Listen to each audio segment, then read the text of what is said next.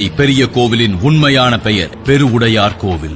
பெயர் மட்டும் தமிழல்ல, இது முழுக்க முழுக்க தமிழ் கோவில். சொன்னால் ஆச்சரியப்படுவீர்கள். கோவிலின் கருவறையில் இருக்கும் லிங்கத்தின் உயரம் 12 அடி.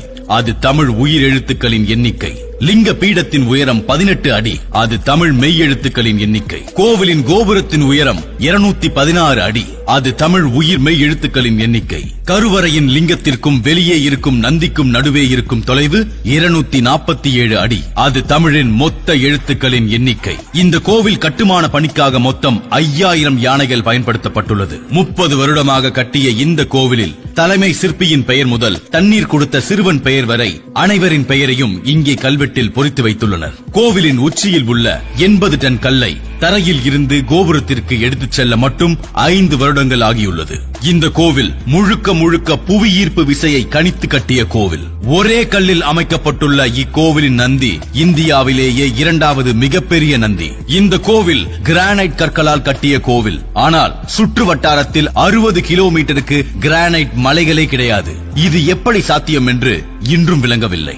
இந்த கோவிலின் உட்புறத்தில் தொல்பொருள் ஆராய்ச்சியாளர்கள் ஆராய்ச்சி செய்ததில் உள்ளே பல வெளிநாட்டு மனிதர்களின் உருவங்களும் வெளிநாட்டு அரசர்களின் உருவங்களும் செதுக்கப்பட்டிருக்கிறது.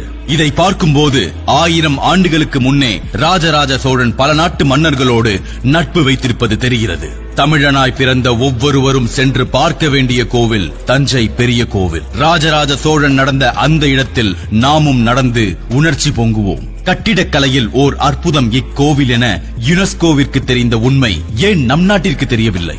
தாஜ்மஹாலை உலக அதிசயத்திற்கு அனுப்ப தெரிந்த நம் நாட்டிற்கு அதைவிட 1000 மடங்கு அதிசயம் நிறைந்த நம் தஞ்சை பெரிய கோவிலை ஏன் உலக அதிசயத்திற்கு முன்மொழியவில்லை? கட்டப்பட்டுக் கொண்டிருக்கும் போதே சாய்ந்த பீசா கோபுரம் உலக அதிசயமாம். மோசமான கட்டிடக்கலையெல்லாம் அதிசயமாக இருக்கும் போது கட்டி 1000 ஆண்டுகள் மேலாகியும் 1 டிகிரி அளவு கூட அசையாத நம் தஞ்சை பெரிய கோவில் ஏன் இன்னும் உலக அதிசயமாக அறிவிக்க முன்மொழியவில்லை? அகமும் புறமும் போற்றிய மரத் தமிழனின் மிச்சமடா நாம். தமிழையும் தமிழ் கலைநயத்தையும் போற்றி பாதுகாப்போம்.